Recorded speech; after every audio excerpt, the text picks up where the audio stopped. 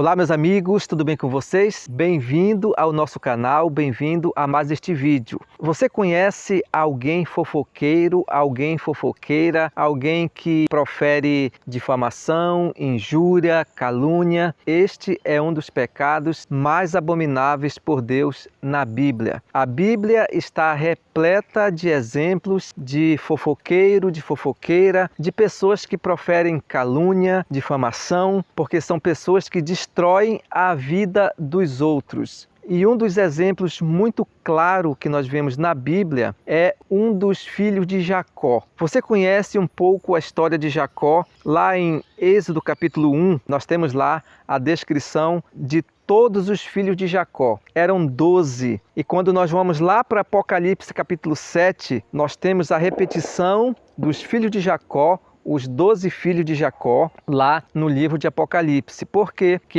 eles aparecem em Apocalipse capítulo 7, porque lá em Apocalipse 7 e em outros textos também, eles estão representando o povo de Deus espiritual. Logo, os 144 mil selados de Deus, que está lá em Apocalipse, são a representação de 12 vezes 12, que dá 144, tirado das 12 tribos de Israel que eram representados por cada um dos filhos de Israel no passado. Logo, nós temos uma surpresa lá em Apocalipse, porque um dos filhos de Jacó, chamado de Dan, ele não aparece na representação dos 144 mil lá em Apocalipse. Ele foi retirado ali do contexto e foi colocado outro no lugar dele. Em Gênesis 49, 16 e 17, nós temos a seguinte passagem que diz assim: Dan julgará o seu povo como uma das tribos de Israel. Dan será serpente junto ao caminho, uma víbora junto à vereda, que morde os calcanhares do cavalo e faz cair o seu cavaleiro por detrás. Logo na primeira parte do verso,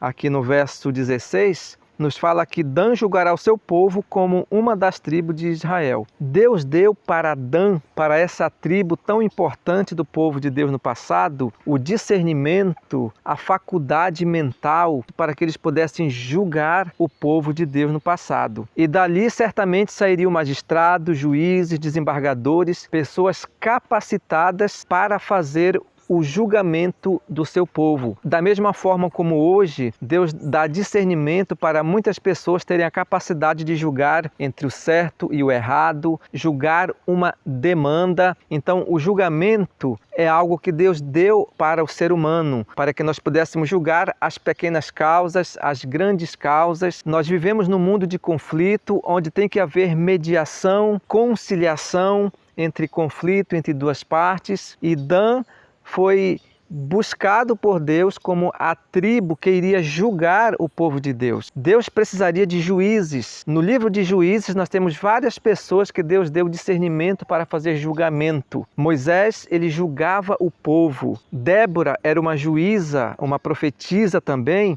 que julgava o povo de Deus nas questões difíceis. Salomão, certa ocasião, pediu sabedoria de Deus para que ele pudesse julgar o seu povo com sabedoria. E nós hoje temos que ter sabedoria também para julgar questões que envolvem conflito, mediação, familiares, de vizinhança na igreja. Deus nos dá discernimento para que a gente possa julgar as pessoas e não condenar as pessoas, porque o julgamento que Deus nos autoriza é aquele julgamento da qual nós podemos ver o fato e não o coração. Só Deus julga o coração e as intenções, mas os fatos, Deus nos permite que julguemos para que aquela pessoa ela seja feita justiça com ela. E o julgamento que Deus nos autoriza é para que nós possamos salvar aquela pessoa e não condenar aquela pessoa. Só que o que aconteceu com a tribo de Dan é o que está aqui no verso 17, que diz assim: Dan será serpente junto ao caminho, uma víbora junto à vereda,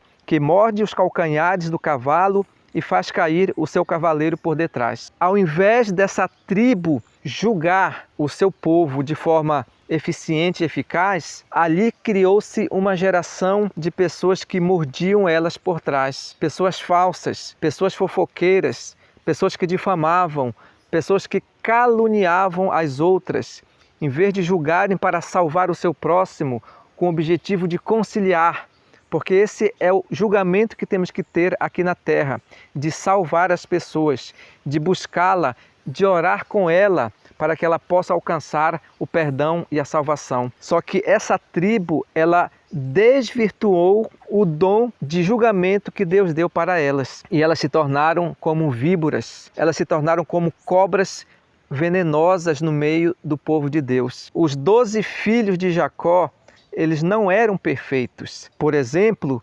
Rubens cometeu ali um incesto. Judá foi um adúltero, se envolveu com a feitiçaria, se envolveu com a prostituição. Se nós formos ver Simeão e Levi, eles foram assassinos.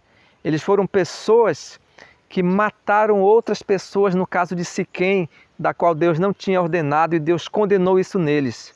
Agora, os filhos de Dan, eles foram, quem sabe, os mais comportados de todos os irmãos. Mas a tribo de Dan, desde a sua geração, desde a sua gênesis, eles tinham um grande problema. E o problema da tribo de Dan era a fofoca, era falar mal do seu próximo por trás como uma serpente. Deus, ele conseguiu trabalhar com um adúltero, com um assassino, com um feiticeiro, mas Deus não pôde trabalhar com um fofoqueiro. Tanto é que lá em Apocalipse capítulo 7, a tribo de Dan, ela foi banida para sempre do povo de Deus, não representando o povo de Deus nos 144 mil. Sabe por quê?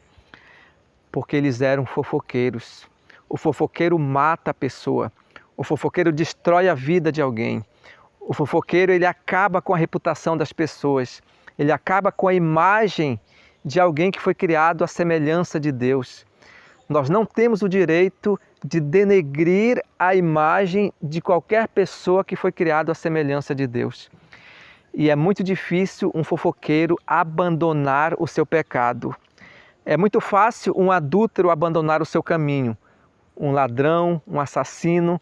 Deus pôde trabalhar com todos os problemas de caráter dos filhos de Jacó no passado e das suas descendências. Mas Deus não pôde trabalhar com a tribo de Dan, a tribo dos fofoqueiros, a tribo dos caluniadores. Matavam a reputação das pessoas. E foi por essa forma que eles ficaram fora dos 144 mil. Não representaram mais o povo de Deus lá em Apocalipse. A grande lição para nós hoje é que a fofoca, ela destrói.